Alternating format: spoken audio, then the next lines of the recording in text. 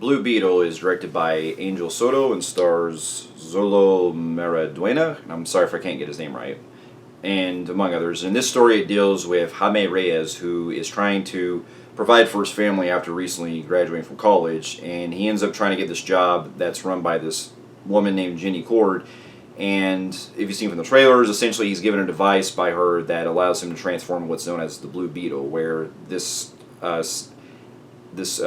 hyper tech suit basically gives him powers to where he's trying to essentially save his family from the forces of evil that's run by Susan Sarandon's character. And along the way, he's not really used to his powers, as pretty much it becomes kind of like a cross between Iron Man and also elements of that movie Upgrade that came out some years back.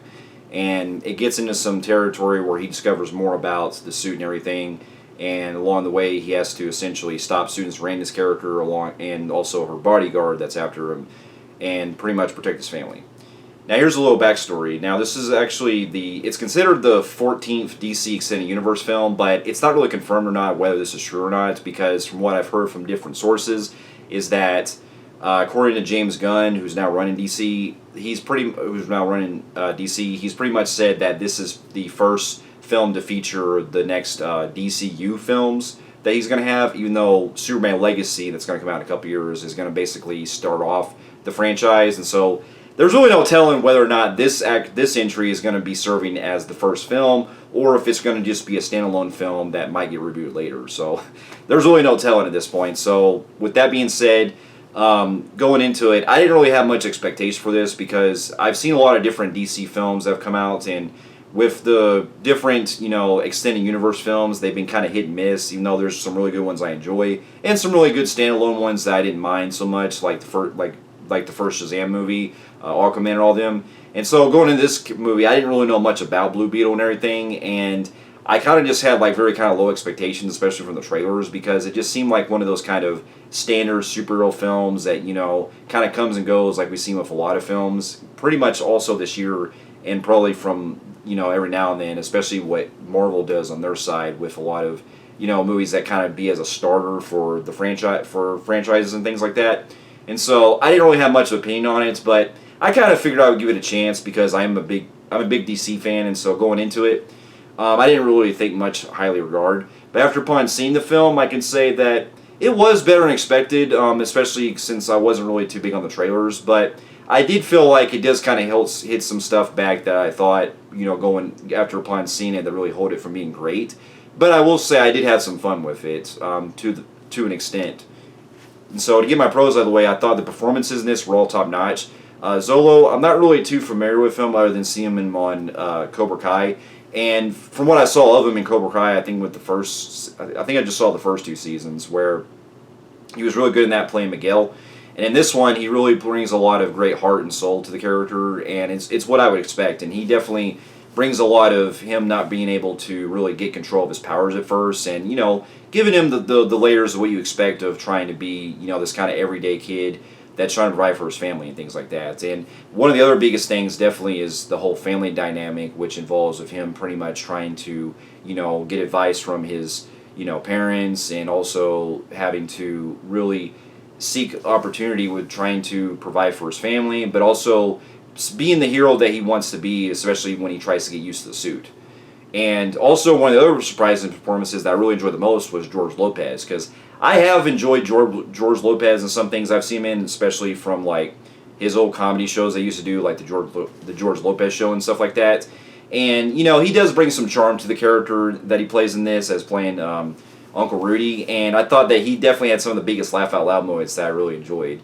And so he was great, and then the rest of the cast is really good, especially the other members of the family that have some really good camaraderie with Jaime, and a lot of his banter back and forth with his sister and some of his other family members, and especially the grandma. I thought the grandma was definitely a big standout for this the most, and she definitely has one of the funniest parts later in the film when it gets in the third act, when it comes to pretty much becoming like a cross between Spy Kids and some other elements of Shazam for the most part, where like you see from the trailers where it shows the grandma carrying the minigun and stuff like that. So she was great. And then the movie does have some fun vibe where you're trying to get into that kind of vibe, that level where when the shit goes wrong at first, where he's not really used to his powers, there are some shenanigans that that happen and stuff like that. And when he's trying to get used to everything later on, when it really he really commands the screen, especially when he's kicking ass later in the third act and things like that. And so there really is. It is kind of what you expect from the way that the movie plays along with trying to go into that similar territory, kind of what the first Iron Man did, because it kind of gets into some realm where he's essentially dealing with a similar plot like Iron Man did, where he has the suit, and then there's an evil business person that's trying to get power of it and stuff like that. And I really do kind of have a con with that later on that I'll get into, because it does remind me so much of Iron Man, and also elements of Ant-Man to an extent too with that regard. And also other films that do kind of make it really stand out of trying to be really trying to stand out on its own to where you're not really copying those films.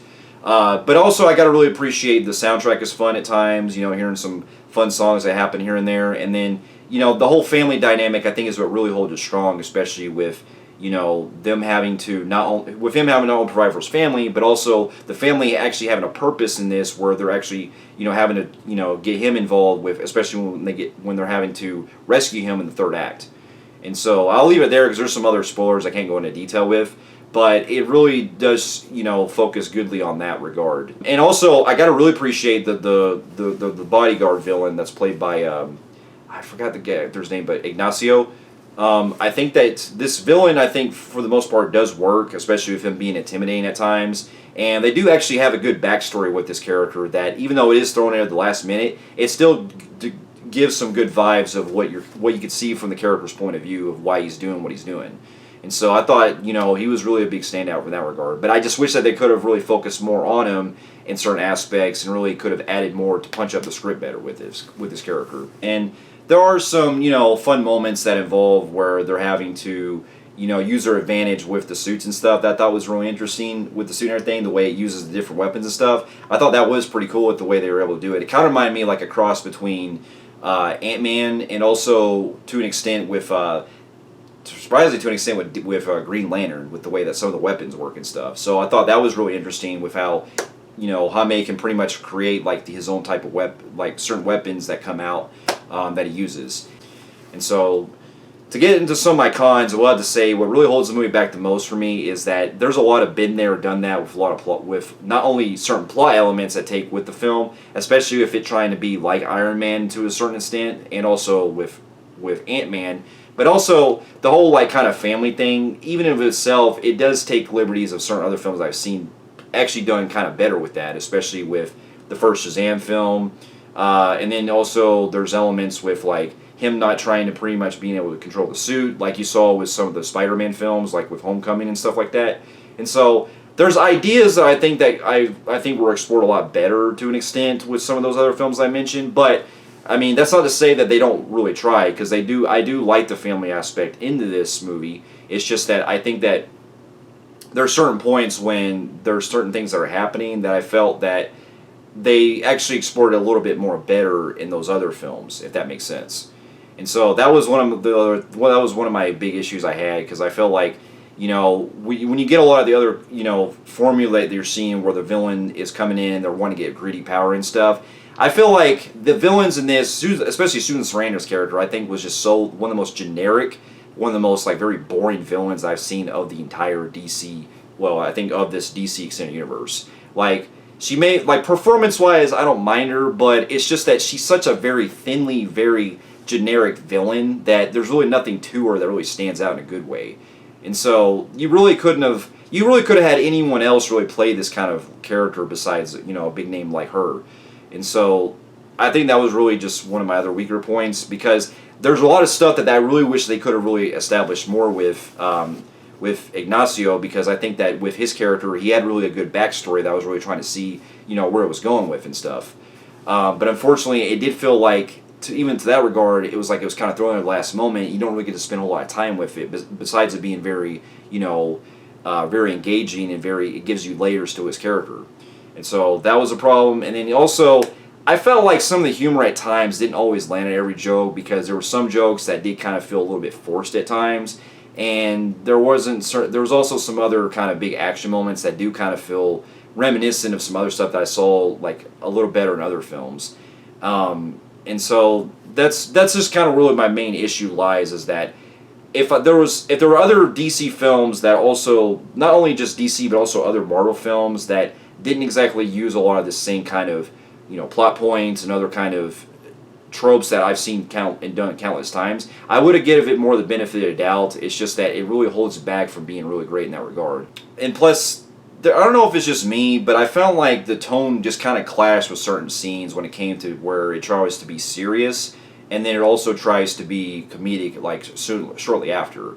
And I think that with it going with that approach, it did kind of feel like it needed more time to breathe in certain scenes, because it didn't bother me like too much, but when it did happen, I was like, man, they could have really, had more time to breathe for those moments. But it is kind of what I expected with the film, and so despite having some really good, fun with it at times, and with really holding it with the heart and soul that it tries to really do, I do still commend them for at least trying to give us, a new DC film that's trying to stand out in a good way, where you're not having to really rely much on continuity and stuff.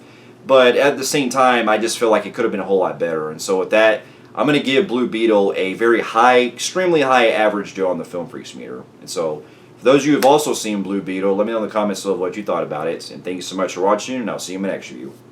I'll see you later.